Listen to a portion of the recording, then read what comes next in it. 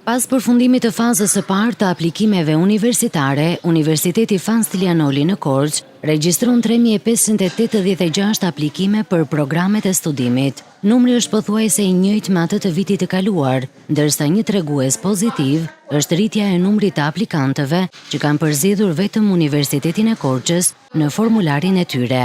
Kemi një shifër të kuotave unike.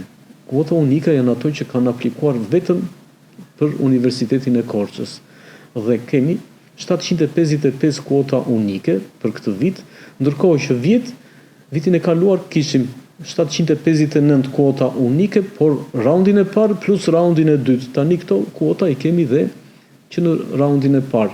Rektori Lorenz Ekonomi bën të ditur edhe programet e studimit që kanë tërhequr interesin më të madh nga maturantët, duke shënuar numrin më të lartë të aplikimeve në këtë raund.